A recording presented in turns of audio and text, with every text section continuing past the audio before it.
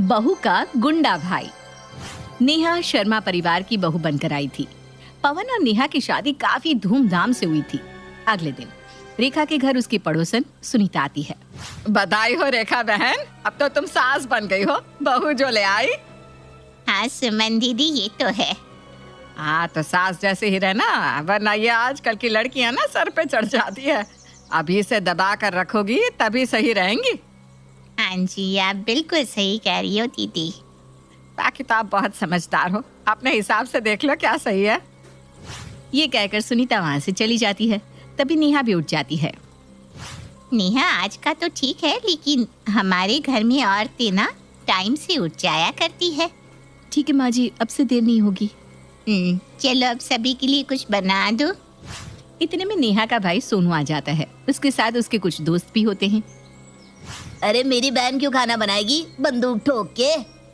सोनू और उसके दोस्तों को देखकर रेखा डर जाती है। अरे बेटा तुम आओ आओ, खाना तो मैं बना दूंगी। अरे नेहा बेटी बस मेरी मदद करेगी। ऐसे हम थोड़ी ना अपनी नई नई बहू से सारा काम करवाएंगे, है ना बहू? नहीं माँ जी, मैं खुद बना लूंगी, आप आराम करो। और भाई तुम यहाँ इतने सुबह सुबह, सब ठीक है ना? कुछ नहीं, बस देखने चलाया। तू ठीक तो है ना? कोई दिक्कत तो नहीं है ना बंदूक ठोक के? नहीं भाई, मैं बिल्कुल ठीक हूँ, यहाँ सब अच्छा है। अच्छा फिर मैं चलता हूँ, तू अपना ध्यान रख और कुछ भी बात हो तो बस घर के बाहर आवाज दे दियो, मैं आ जाऊंगा।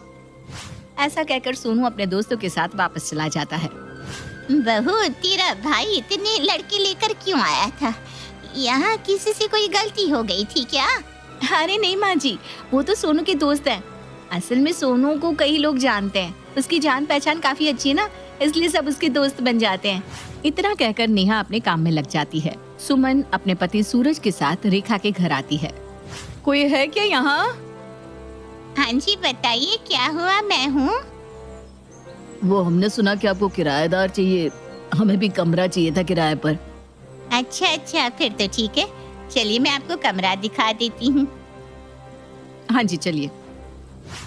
रेखा उनको ऊपर की तरफ ले जाती है और कमरा दिखा देती है, और नीचे आते समय नेहा को सुनाकर कहती है, जी ये नीचे वाला एरिया है, इसमें मेरा परिवार रहता है। हम लोग शांति से रहने वाले लोग हैं, झगड़े और गुंडों से दूर रहना ही पसंद करते हैं। हमें बिल्कुल ऐसा ही घर चाहिए था, ताकि हम इस पर कब्जा कर सके। क्या मतलब? अरे इनका मतलब है कि रह सके। हमें भी गुंडे बिल्कुल पसंद नहीं है। ये लीजिए किराया, हम लोग अभी से ही शिफ्ट हो रहे हैं। सूरज रेखा के घर शिफ्ट हो जाता है। तभी घर शिफ्ट करते हुए सूरज को कुछ सामान बेकार सा दिखता है, जिसे देखकर वो रेखा से कहता है, रेखा जी ये सामान खराब है, इसका क्या करूं? फेंक दो जी इसे। तभी वहाँ सोनू अपने दोस्तों के साथ आ जाता है। किसको फेंकना है मुझे बताओ, बंदूक ठोक के फेंकाऊंगा।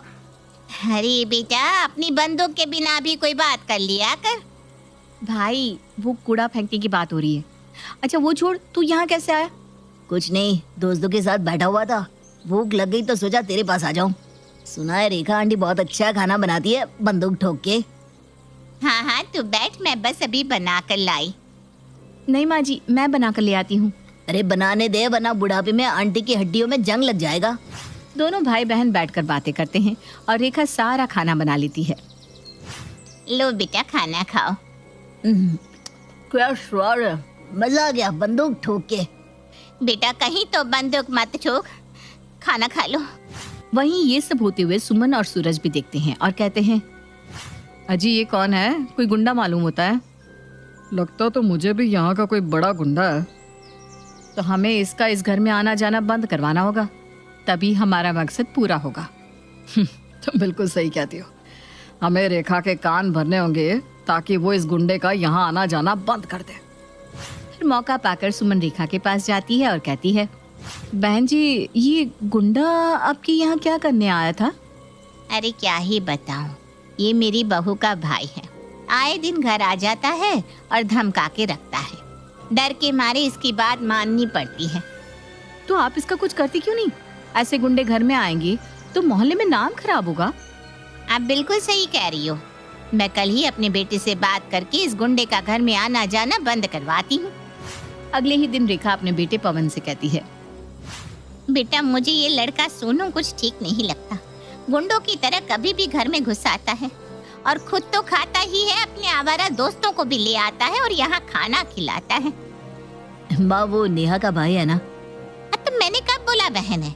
मैं तो बस ये कह रही हूँ कि उसका यहाँ आना जाना बंद करवा दो ताकि हम शांति से जी सके। ठीक है माँ, मैं नेहा को बोल दूंगा। इसके बाद पवन नेहा के पास जाकर कहता है, अब सुनो नेहा, माँ को ना सोनू का यहाँ आना जाना पसंद नहीं है, तो सोनू को कह देना आज के बाद यहाँ ना आए। भला ऐसा क्या कर दिया मेरे भाई ने? कोई नहीं, अगर आप लोगों को पसंद नहीं है तो मैं उसे मना कर दूंगी और आज के बाद मैं किसी के कहने पर भी उसको यहाँ नहीं बुलाऊंगी।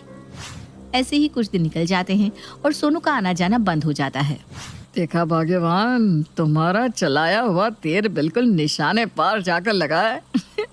वो सोनू तो काफी वक्त से यहाँ आया ही नहीं। हाँ, और यही सही वक्त है, हमें अपना काम करके यहाँ से निकल जाना चाहिए। ऐसा सोचकर दोनों नीचे आकर सुमन के पास बैठ जाते हैं जहाँ पवन भी बैठा था। बहन जी, क्या बात है, आपकी एक बार कहने से ही उस गुंडे का यहाँ आना जाना बंद हो गया? हाँ, अपना तो ऐसा ही है। ये घर मेरा है तो यहाँ ऑर्डर भी तो मेरा ही चलेगा ना। हाँ हाँ वो तो है, लेकिन आज के बाद से ना यहाँ ऑर्डर सिर्फ हमारा चलेगा। क्या मतलब है तुम्हारा? मतलब ये कि आज से ये पूरा घर हम दोनों का हुआ।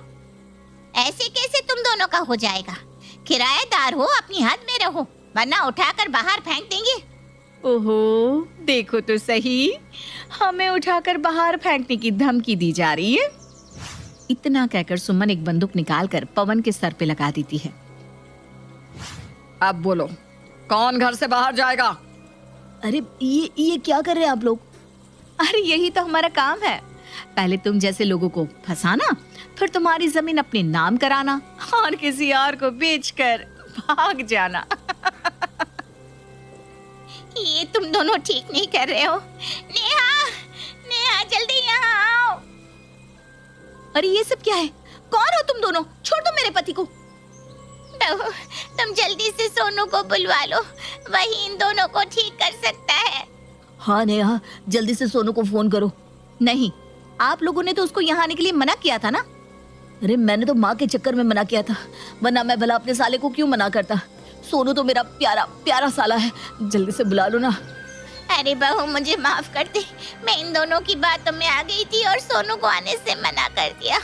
अभी तो जान गले में अटकी हुई है, अभी उसे बुला ले बेटा।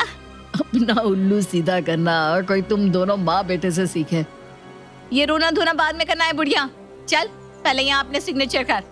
चल अपनी जमीन हमारे नाम कर दे जल्दी जल्दी। हाँ जल्दी कर वरना तेरे बेटे को मार देंगे। हाँ हाँ, करती हूँ।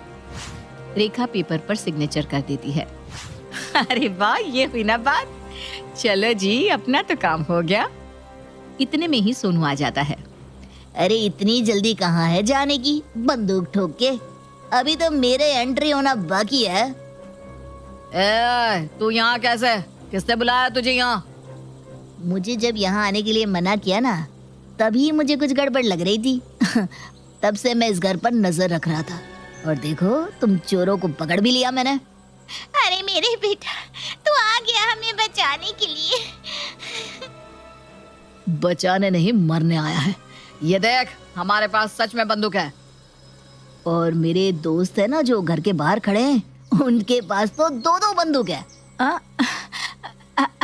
अरे रेखा जी, ये तो प्रैंक था, हम तो प्रैंक वीडियो बना रहे थे। आप तो सच में डर गए। अरे आंटी जी, प्रैंक करते वक्त कैमरा भी तो साथ में रखते हैं ना।